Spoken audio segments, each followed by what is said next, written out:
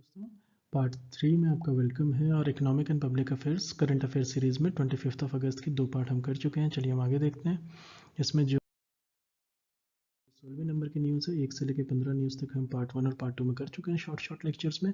तो जो जीएसटी ने जो टैक्सेस रिड्यूस किए हैं, इससे जो है कि टैक्स पेयर का जो बेस है वो डबल हो गया है, अब 12.4 मिलियन हो गया। 1 मिलियन 10 लाख का फाइनेंस मिनिस्ट्री का कहना है।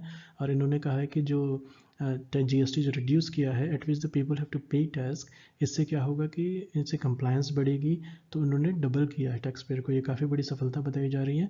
और इन सीरीज़ फॉर ट्वीट जो ये हुए थे फाइनेंस मिनिस्टर की तरफ से, काफ़ी सारे ट्वीट्स आए थे और ये first death anniversary of former finance minister Arun Jaitley ji की उस पर कहा गया है। इसमें जो अगली न्यूज़ है वो पीडीएस को लेकर है। पीडीएस में सेंटर ने कहा है कि स्टेट और सेंटर मिला के करीब 69% ऑफ बेनिफिशियरीज़ को ये कवर करते हैं, जिसका मतलब ये है कि जो चीप राशन जो है 1 बिलियन पीपल को मिलता है, यानी 100 करोड़ 1 बिलियन 100 करोड़ लोगों को चीप राशन मिल रहा है, जो 69% है नेशनल फूड सिक्योरिटी एक्ट के तहत। लेकिन जो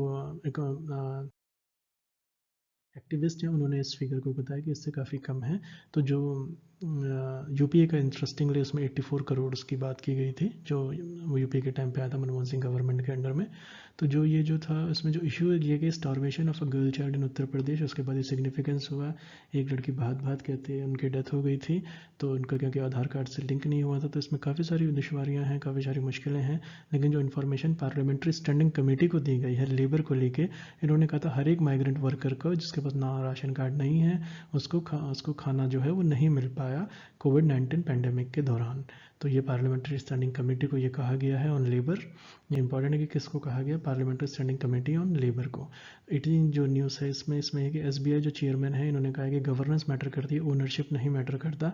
तो रजनीश कुमार जी ने ये कहा है। अब देखें इनका इशारा किस तरफ था, प्राइवेटाइजेशन की तरफ था, मर्जर ऑफ द बैंक्स की तरफ था या किस में था, लेकिन फिलहाल उन्होंने ऐसा कहा है। तो ये इंपॉर्टेंट है कि किस तरीके से जो चीफ हैं public sector bank, state bank largest group है बैंकिंग का पब्लिक सेक्टर में इंडिया के अंदर, लेकिन और उनके अगर चीफ ऐसा कह रहे हैं तो इसके अपने रिपरकशंस होने, इनका अपना मतलब होता है।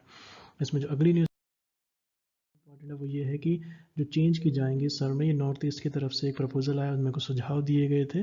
तो इंडियन रेवेन्यू सर्विस एसोसिएशंस की तरफ से, नॉर्थ ईस्ट रीजन की तरफ से प्रपोजल आया था, जिनके टर्म्स एंड कंडीशन, क्योंकि मोदी जी की जो स्कीम है फेसलेस असेसमेंट स्कीम है, इसमें रीड्राफ्टिंग है। और मैं इसमें बताता चलूँ कि जो central board of direct taxes के जो चीफ हैं उन्होंने अपने स्टाफ से बात की थी, क्योंकि स्टाफ की शिकायत थी कि उन्हें कॉन्फिडेंस में लिया जाना चाहिए था। बहरहाल वो मसला जो है वो सुलझा लिया गया है। तो जो प्लेसमेंट पॉलिसी है, स्ट्रेंथिंग कैरेक्टर है, उनका जो फ्यूचर है, रीब्रांडिंग ऑफ आईआरएस होगी इसमें बड़े पैमाने पे। जो प्रपोज्ड मेजर है नॉर्थ ईस्ट रीजन का, ये इंपॉर्टेंट एग्जाम्स परस्पेक्टिव से, Indian revenue service association of north east region ने उन्होंने दिए हैं ये मेजर्स। तो उन्होंने क्या दिए हैं, पहले रीलुक एट ट्रांसफर पॉलिसी की जाए कि 20% जो है ऑफिसरों को डेपुटेशन पे दिया जाना चाहिए।